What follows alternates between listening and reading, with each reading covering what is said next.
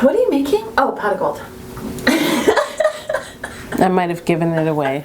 Welcome back to How to Cake It. I'm Yolanda, and this week I'm going to be making a pot of gold cake. I'm just trying to help this little leprechaun. I've baked 5 cakes in total. 2 of them are green and 3 of them are chocolate. I've removed them all from their pans, leveled them, and now I'm going to simple syrup them with the help of Sir Squeeze. You guys can help me get to 3 million subs by subscribing to this channel, and don't forget to hit the notification bell so you will know when I've baked a fresh cake.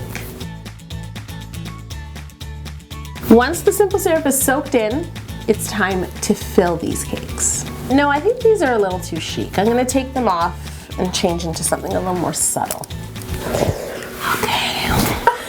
Much better. Yes, I agree. I'm flavoring my Italian meringue buttercream with a little bit of, well, not a little bit, a good dose of Irish cream and dark chocolate shavings.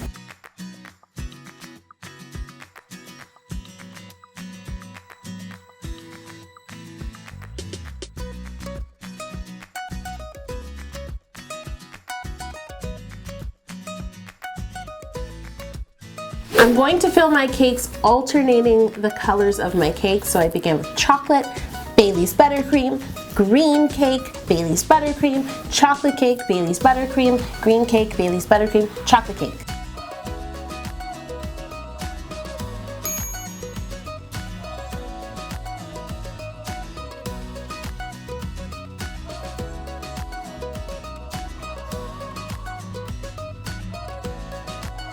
Once my Irish cream buttercream is nice and firm, I'm going to take the time to carve this cake into the shape of a pot. To carve this cake, I start by placing a large circle cutter on the top and just make a little indent so that I will know where to start my cut every time as I go around the cake. Then I take my serrated knife and cut all the way around the cake, rounding the sides from that indent mark down to the bottom.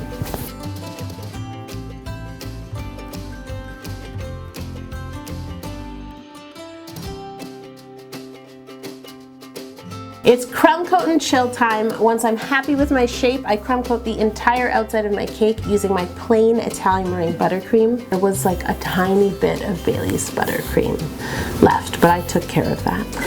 Me and a couple of cake scraps.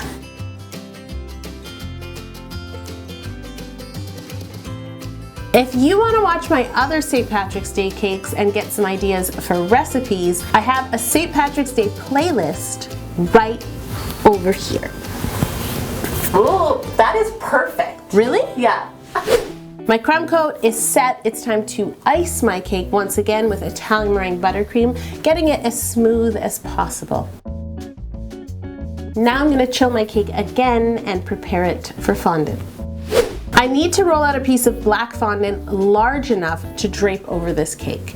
So I use my fabric measuring tape to measure from the bottom of one side of the pot over top to the bottom of the other side, and then I roll out my black fondant to 1/8 of an inch thin, pick it up on a French rolling pin and drape it over the pot.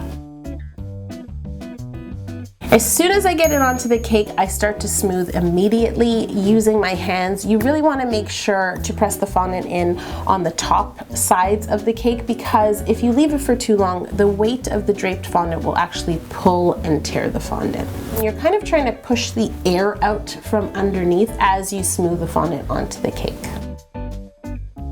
Then I trim the excess fondant away from the bottom, but not flush up against the cake, just really close, because now I'm gonna, it was like a leprechaun flip.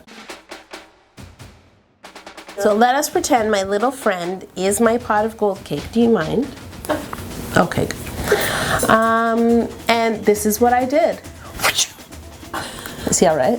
He's fine. Is he still smiling? It's hard to tell because he's upside down. Oh, he's good, he's good. So while my cake is flipped over, I take the opportunity to trim away the excess black fondant. First I smooth it tight up against the cake, and then I use a sharp paring knife to cut away the excess. Thank you for your flipping assistance. He's a little dizzy. It's time to make handles so that this little guy can lift up his pot of gold cake. To make the handles for this pot, I rolled 2 equal portions of black fondant into thick tubes, and then I formed them around a circle cutter. Just to help me get the shape, I trimmed the excess off the end and joined them together. And then I pinched it together because I wanted more of an oval shape rather than a circular shape. And I set them aside to dry. I don't know how he's gonna lift it. He's kind of like a lightweight. You can actually make these ahead of time and let them set. And another great tip, if your black fondant happens to be on the soft side, you can add a bit of CMC to it and stiffen it up a bit before making your handles. Handles! Okay, now it's time to make the rim of the pot. The rim? The lip. You're going to do that in the same method that you made your handles, except you're going to roll a longer, thicker tube. And then what I like to do is sort of taper the tube down. This is kind of tricky because what I did was I rolled out a tube. I used a fondant rolling pin to sort of roll over the tube. And so if this is, how do I show them? I have no sign language for tapering a tube. But didn't we see you do it on camera? Oh, footage. What I want to do is thin out one long end of the tube and then trim it perfectly. And then that way that thinner end will be the outward facing side of the tube as you add it to your cake. I used clear piping gel to glue the tube on because it's on the heavy side, so I was afraid that water just wouldn't cut it.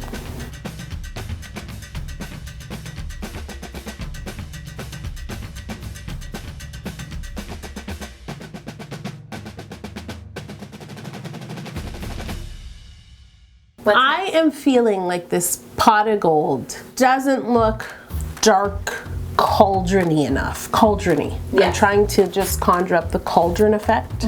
So what I'm going to do is use a little bit of black food coloring diluted with clear food grade alcohol, and I'm going to paint the entire pot. I used a large paintbrush and I painted all the way around the cake, turning my Lazy Susan to really help me.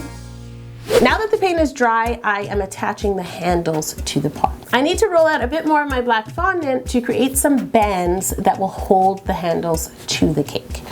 I basically just, I roll, I cut 2, once my fondant is rolled nice and thin, I cut out 2 bands that were the exact same size, and then I fed the bands through my handles where the seam was. Then I glued the 2 ends of the band together with a bit of clear piping gel. And in order to adhere these handles to my cake, I once again used clear piping gel and I used a toothpick to help keep the handles in place because they're heavy and the pot is rounded. And if a handle breaks off, how's he supposed to get the gold home to all his other friends? You're always thinking about Patrick. It's really sweet. I know. Very sweet. He didn't even give me any gold, not even a tip.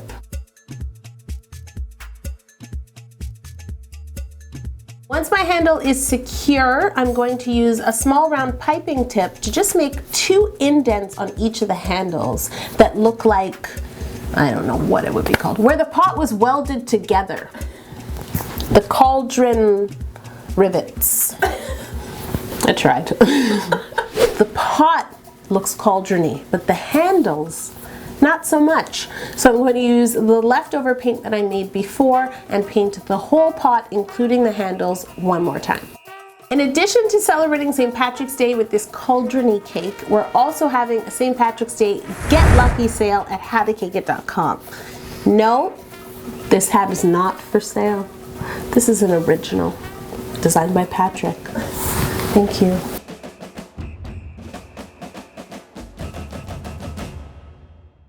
Is there anything this pot is missing? Gold! So what I did is I made sponge toffee. I don't know why I'm so happy because I burnt the first batch and the fire alarm went off. Yep. Once your sponge toffee is ready, you want to break it up. I started to use like a meat tenderizing mallet. That didn't quite give me the effect I wanted. So I just took the sponge toffee out of the pan and started breaking off chunks. I want these nuggets of gold to look big and nuggety.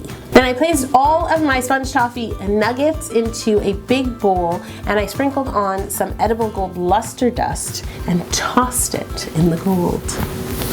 So essentially you're tricking him into thinking your sponge toffee's gold. Cut. Time to place my counterfeit gold nuggets onto the cake. Here's a suggestion. I actually tossed my nuggets through a sieve, and I even used, Jeremy, what's that camera duster thing called? Oh, a blower. A blower. I used a blower just to blow away any excess luster dust because this stuff gets everywhere. It was in the air, and make sure that no dust will fall onto your beautiful black cauldron. And now for the counterfeit gold coins. He's not even mad because you want to know something? They're not gold, but they are chocolate. How can he be mad? Please help me get to 3 million subscribers by subscribing to this channel and pressing that notification bell so that you know when I've got the next silly outfit on. Because I mean, that's why we're really here, isn't it? Where did my glasses go? Joss? I don't know.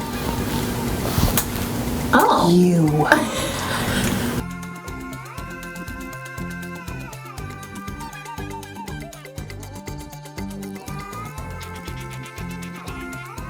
Jeremy, you try these on.